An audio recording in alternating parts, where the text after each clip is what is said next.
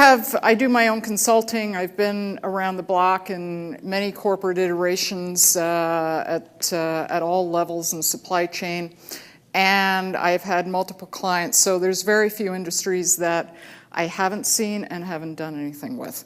So basically, though, I am supposed to be the energizer. So I'm going to make you feel good and energized and ready to go for anything. Although I tell you, it's a little bit tough getting energized when it's so cold outside, because I came from Toronto and yesterday it was 25 degrees and brilliantly sunny, and I felt really stupid walking through the airport with a coat on me. And then I came here and went, I don't have a heavy enough coat on me. So to get you energized, we're going to do some simple things. These are, you see your little pads in the front? You want to take all your pads in hand.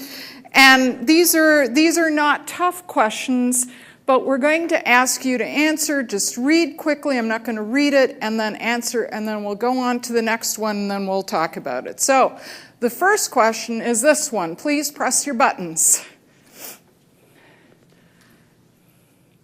This is not the right slide. This is not the polling slide, Lydia.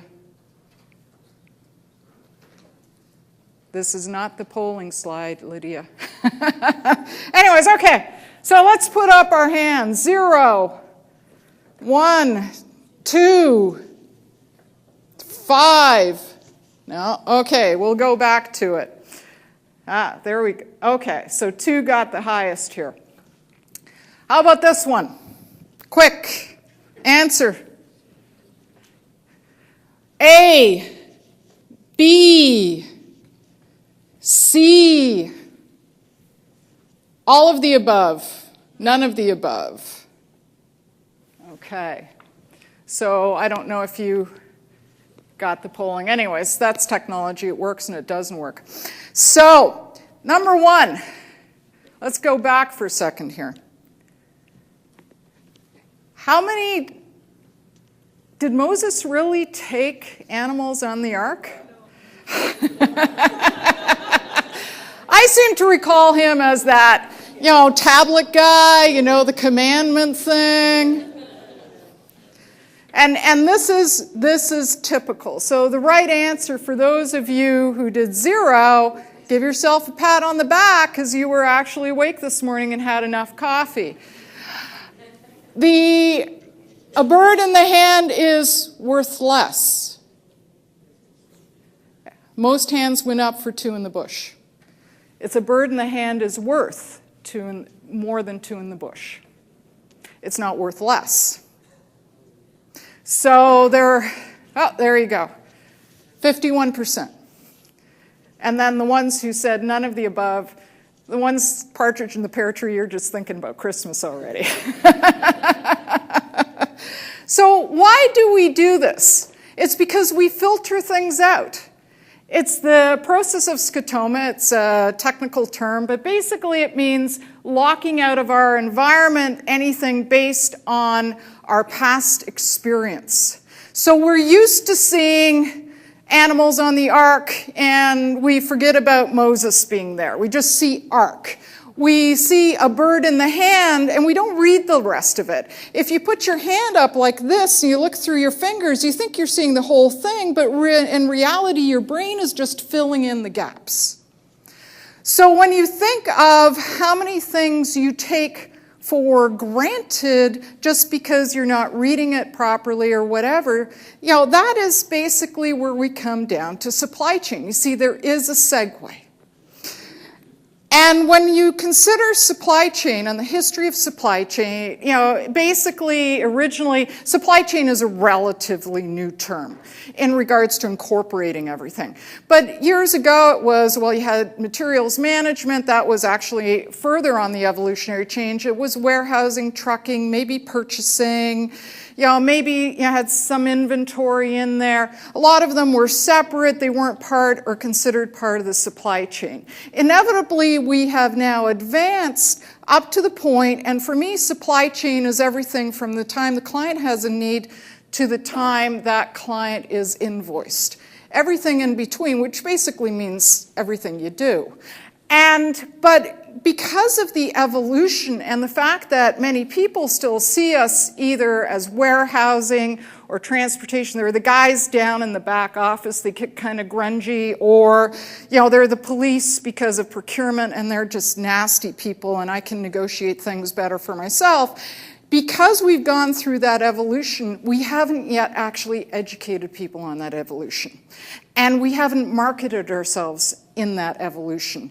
Years ago, financial services used to be accounting. Human resources used to be personnel, at least for people like me who have been around that long. By the way, I was born in Hamilton too. So, and you think about that, let's talk about how your organization perceives supply chain. And when I say organization, I mean the broader part, which is your stakeholders. How do they perceive your... So here we go, and hopefully this part of the technology will work, because it is a video clip. This is Monty Python, the fish slapping dance.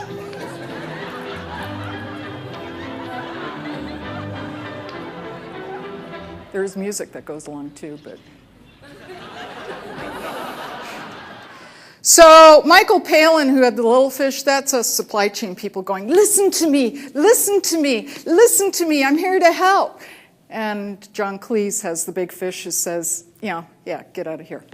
So that is kind of how, in a lot of organizations, supply chain has yet to make itself into that next realm, and Stephen talked about it, is about not just being bottom line cost driven, but inherently providing value to the top line. And supply chain has that ability. Basically, if you want to go out and this, this is what I use in consulting. So it's a little bit of, and also when I've had corporate iterations. Understand your client's perspective. Go out. These are the top 5 questions you ask. First of all, what do you think about the team in general? And you'll get a lot of the perceptions out of there from that perspective. Then give me a specific example. You always want to deposit in the bank before you make a withdrawal, right? We've got banking after here, so I want to put that in there. What was positive? What was a good interaction that we had with you, client, and why was it good? Give me an example when there was a negative experience, and why was it? And what is the one thing you would change, and you ask for one. You don't ask for a gambit, you want to see what their priority is, and what is the one thing you wouldn't change, what's working well. And if you look about, when you take this back to your teams, they're going to go, well, those situations, that wasn't what happened when it's the bad thing.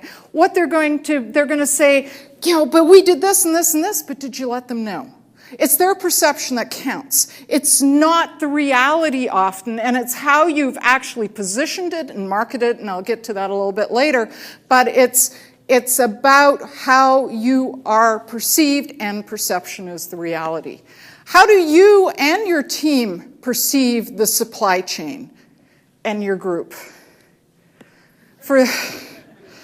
I don't care. I've been doing this for a couple of decades, and I don't care. It's been clients where I've walked into, the basic thing when I walk into an organization is they go, I don't get no respect. And for those of you who don't remember Rodney Dangerfield, some of you might know him from Caddyshack. I remember him still when I was a child from the Dean Martin roast. And that's really dating myself. But Rodney Dangerfield always was going, I don't get no respect. And supply chain people on a regular basis, I've heard this over and over, and then you have to ask the question, but why? But why? Why don't you get any respect? You can't just sit back. One of the things that supply chain procurement people are really good at, they sit back and go, oh yeah, I did a good job. Someday somebody's going to notice how good it was. I'm just going to sit here and wait until they do. But you know what? I'm really frustrated with not getting any respect. Well, you can't just sit back and wait for it. You have to actually change the perception and change it into new reality. And that's, and when you're dealing with your stakeholders and even with your team, it's change is one of those difficult things. And I love this quote from John Kenneth Galbraith, which is, faced between the choice of changing one's mind and proving there is no need to do so, almost everybody gets busy on the proof. Because change is tough, and perception and changing perception, like the scotoma earlier on, it's really tough. When you're ingrained and people have seen you in this silo and in this one-dimensional type of position, it's very tough getting them to move beyond that. So it's necessary for supply chain to basically start from the marketing and sales perspective. How many of you have ever met a humble salesperson? I should have a vote on that, but I think it's pretty clear. Salespeople on a regular basis go, look at me! Look at what I did. Marketing people go, well, sales, if it wasn't for us, you wouldn't have had anything to sell anyways. And look, our little logos and our little, sort of slogans and all those really cool things we give to clients, like orange things here. They're all about marketing, and they're all about perception, and they're all about different things like that. But at the end of the day, it's all about the spin. Those are both houseboats. And I tell you, if I got a marketing and salesperson over here, they could sell you the one on the far right over there and sell it as effectively as the other one. So when you look at sort of the whole arena of supply chain, and supply chain does define the client experience. I actually think I'm missing a couple of slides here, but that's okay. Think about this is, the product, price, packaging, promotion, and positioning. Product, you probably don't think of supply chain as having a product. But we do. And again, even though you're internal within an organization, it's amazing, going back to John Kenneth Galbraith's, quote, how people can avoid using you, how creative they can be in ignoring you, how much you can be that little fish slapper there, and they just wipe you off the face of the earth. If you think about what your value proposition is, think about how many times you actually touch the client, the end client. I had supply chain for a period of time at Grand & Toy, and we went through a lot of this exercise. And we actually touched the client directly 1.7 million times a year. Think about that in your own organization. Have you ever done that metric?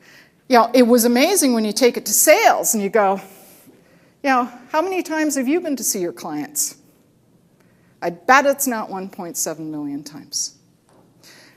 You think about price, and Stephen mentioned the cost. Internally you think, well, I don't cost the organization anything. Well, yeah, you do. From their perception, you might be an obstacle, thereby you cost them time. You might cause them difficulties they might actually see sometimes, as you may have to, if you don't do this, we'll lose a client. You're being obstreperous. I've heard that a lot of times. When I've tried to work sometimes with sales organizations and persuading them how it can be really effective to work more with us and to actually develop a top-line approach. Sustainability, and I'll talk some of this a little bit later, but sustainability, reciprocal business, all these sorts of things can actually engage and enhance the top line and be the differentiator. And supply chain will drive that differentiation because you have in supply chain more information regarding client behavior than anyone else in the organization. Think about packaging. We're not talking about sort of a little logos, things like that, but how are you going to package all the different things you do? Not every client internally or externally is going to want the same thing. So you might have to have various types of packaging to target your market. Remember, all of you here have seen the good, the bad, and the ugly of sales. I got stories sometimes, I met some salespeople that, if you remember WKRP, that made Herb Tarlick look like a professional. And so I have seen all that works and works well and doesn't work well. So in regards to packaging, it's really important. Promote, this is what we did. Hey, sales, this is what we did. Hey, marketing. A lot of times the supply chain folks, they're so happy when somebody actually comes and works with you that you say, well, you can take the credit. Nuh-uh. That is foolish, because what you're doing is you're letting them take the credit without you, and inherently they are very happy to go out and say, I've done it on my own. And what you want to create is some champions, some information on how you can promote it, write a newsletter, your intranet, well, all sorts of things, and how you can possibly indicate how you have affected the client, the top line, and been effective and delivering your service cost effectively at the same time. Positioning. I'm going to talk about this a little bit later and how you can position yourself within the organization and where you should spend your time. Now let's talk about how to change the perception within your team. I have done this with clients, I've done this with my own organizations, and gone in and said, so, go, 30 seconds, you meet the CEO in the elevator, what are you going to tell them that you do? They ask you, so what do you do in the organization? Inherently, and it hasn't mattered if you got vision, mission, object, whatever, statements, people go back to the tactical. They say, oh, well, I work in sort of the warehouse and I do this and do that. Oh, I drive a truck and I do this and I do this. Oh, I'm in the procurement area and we buy for the organization. So no one, and it didn't matter even when I went to director levels to do this, they go inherently back because it's easy. It's something that's top of mind. This is what I do. And then the CEO walks out and goes, yeah, okay, well, that was a waste of 30 seconds of my time. So what if you change that? When I've said to my teams after going around and doing some of this, is said, well, really, supply chain defines the client experience. And you get this confused look and you say, if you had that 30-second elevator speech, that's your lead. It's not a mission or a vision. I know everybody has those. I'm not a big fan of them because they're usually wordy, and if you shuffled them in a deck and handed them back out, nobody would know if they got the same one of their corporation or somebody else's, because they're all more or less the same.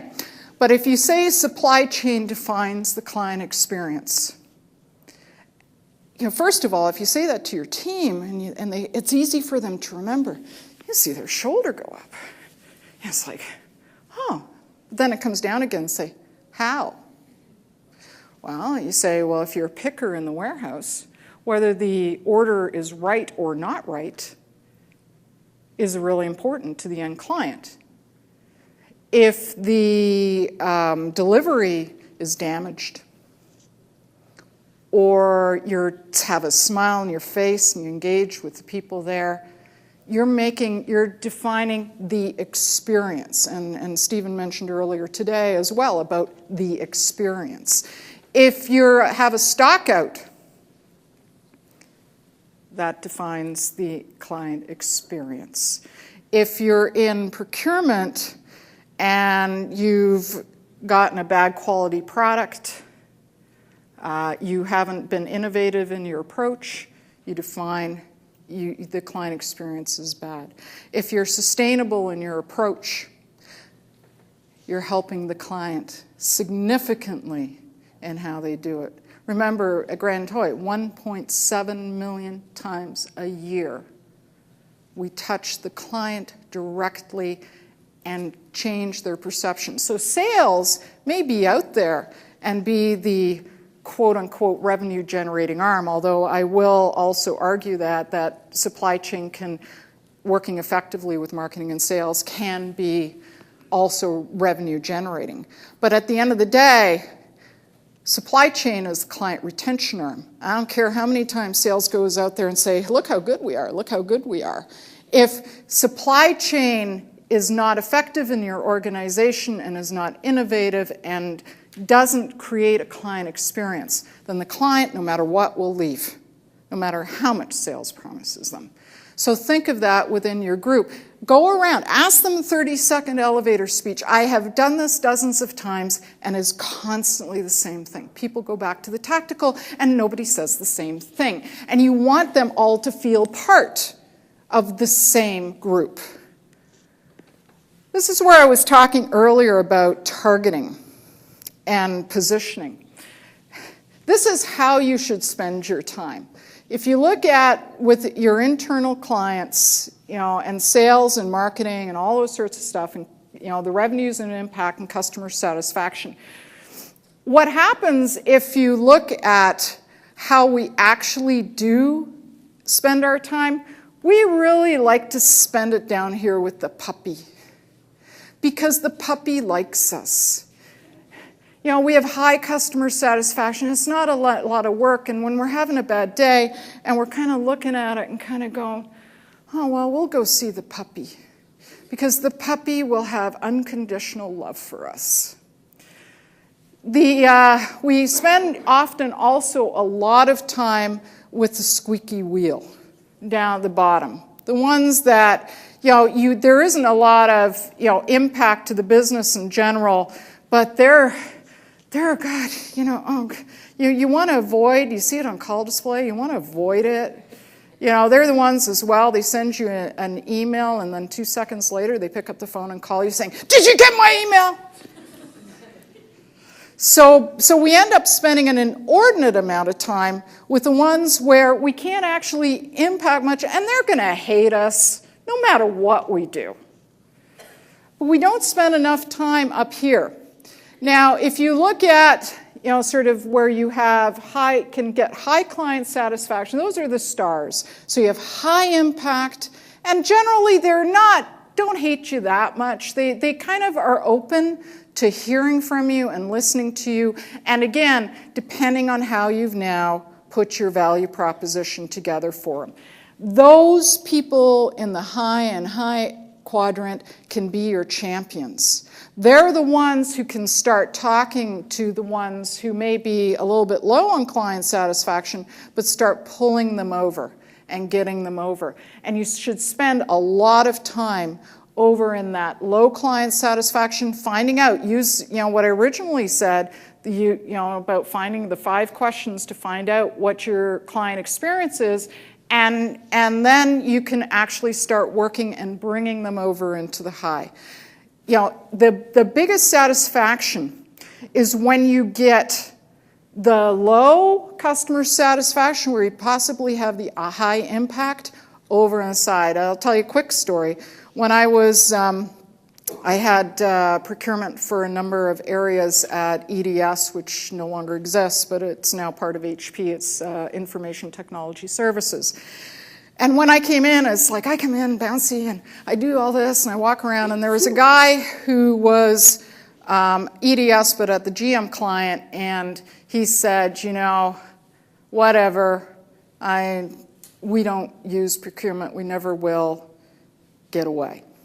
So we actually strategically targeted that area, and we knew we couldn't twist him right away. So we started, looking at people around him. And not that we did anything different than we would done with anyone else, but we actually, created a significant amount of satisfaction around the people that reported to him and the people below that. 2 years. Took me 2 years. Every once in a while, I can see patience as a virtue, but not very often. But 2 years. And one day, this guy came knocking at my door. His name was Jeff. And he said, do you have a second? I said, yeah, sure. And I'm kind of going, yeah, I'm going to get yelled at, so like that. He said, I don't know what you've done to that procurement group, but they are so wonderful, and we would never do anything without them again. And I just wanted to let you know. Well, thank you, Jeff. And he said, well, he'll have a great day, and walked out. I went out to my admin and I said, can you check if hell's frozen over? Because that is exactly, but it takes time. Don't ignore the people over there because it takes time. And if you properly position and market and do everything I said before, you will actually get there. Okay. Sort of targeting for success within, how many of you, when new employees, and there's the new employee orientation that takes place, and every organization has it, how many of you actually go into that new employee orientation and actually present about supply chain within that? 2. Get to HR. Talk about what you do. Talk about how it impacts the organization. You get every part of the organization going through that employee orientation. You get finance, you get sales, you get marketing, and make sure you have your nice little promotional pitch and how you touch the client, you affect the client, you do top line as well as bottom line impact to the organization. Stand up there and say, hey, look at how important our team is, and you work with us because we're really looking forward to working with you. Dashboard. How many of you have a dashboard that's not just metrics, but it's about successes? You have there one. How many have a dashboard on metrics? How many of those metrics are just about cost savings? How many are those about fill rate and all those basic supply chain things? Talk about, have a dashboard that's an executive, client, team, and supplier, but talk about how you're impacting the business as a whole. You know, one of the things that I have found with supply chain is we have a lot of metrics. First of all, we have our own metrics. They don't necessarily match to our client metrics. So when you go and say fill rate, and I used to love to do this and mess with people's head when they came in and I was negotiating. So they say, well, we have a 99.5% fill rate. I say, okay, based on what? How do you define that? How do you measure that? How do you look at that? I've had a lot of for equipment manufacturers. They say we have 99.5% uptime. I said based on a 365-day, 24-hour a day. No, it's like 12 hours a day and stuff. I said, well, this when I was in healthcare, I said, well, it happens that a hospital works 24 hours a day, so 12 hours a day doesn't really work for me. So, think about some of the metrics and how you're driving cost savings. I hate cost savings, please.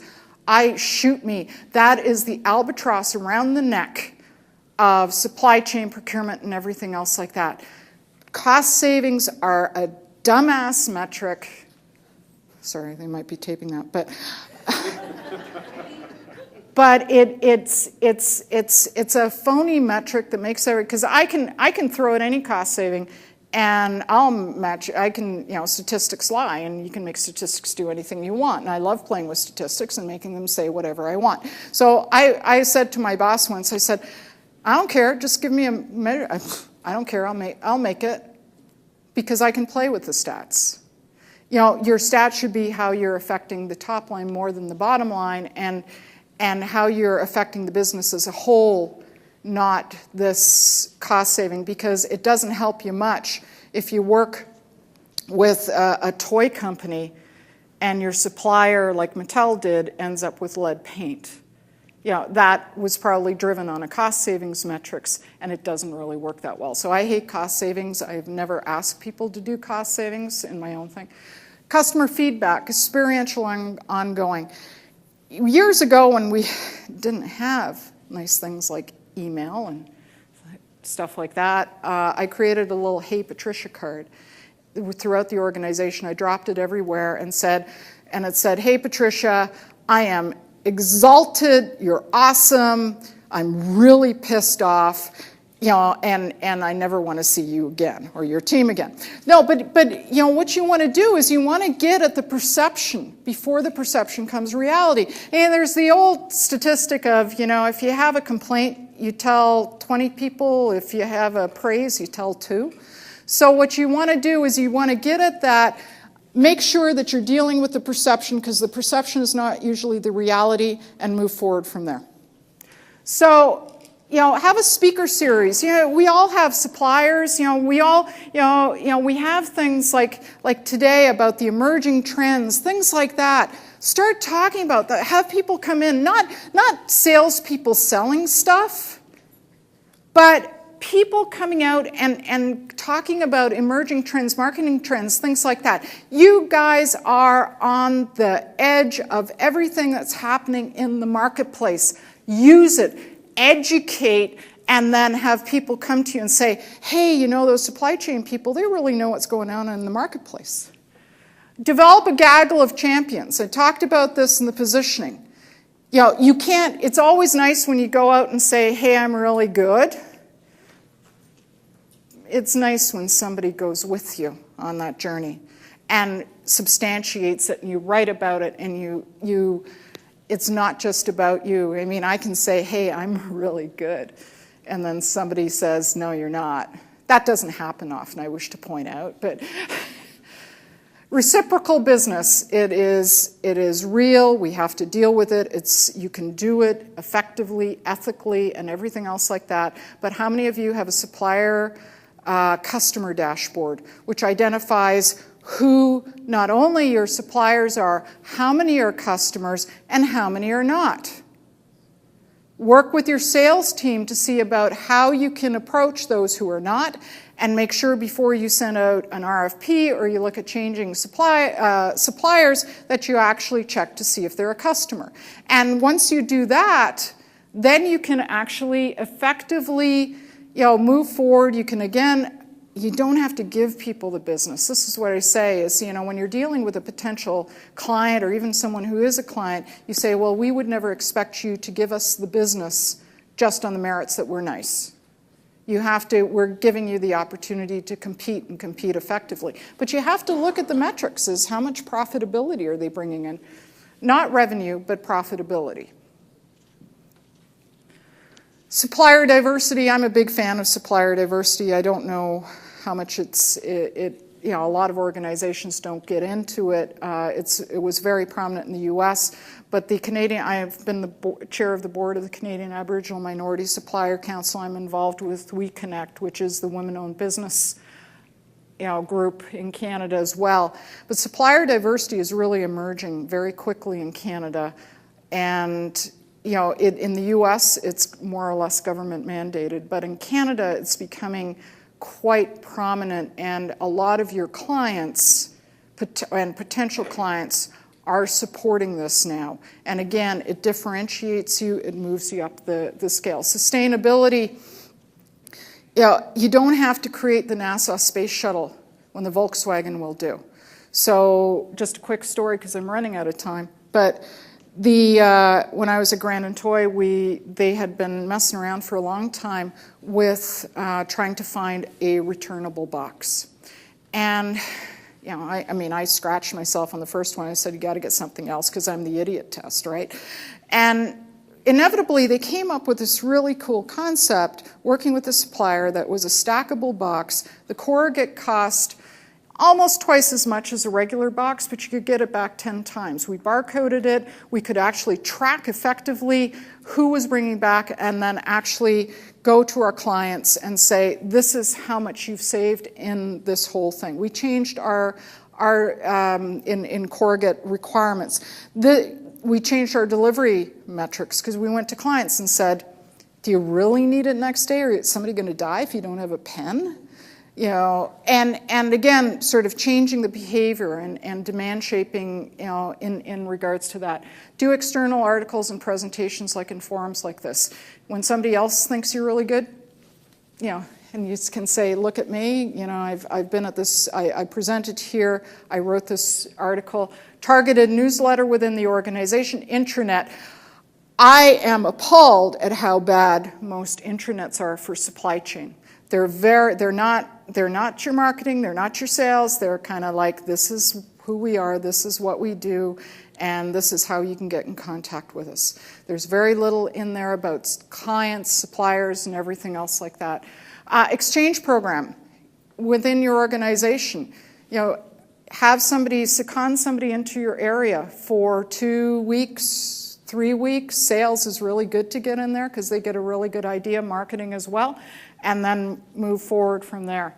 And then send your people to the other people too. Get that cross-pollination, market research, procurement and supply chain advisory board at the leadership level. Pick the key people, that'll create your gaggle of champions, and share with them what you're doing and ask their opinions. And you know, you have to you know, have them mapped to what you want to do. It's more about price. These are a couple of quotes I like as well. You know, doing the same thing. I have that one on my desk over and over and expecting different result. And if you do as you've always done, you'll get what you've always got. So it's time to change and throw things on their head and look at things a little bit differently.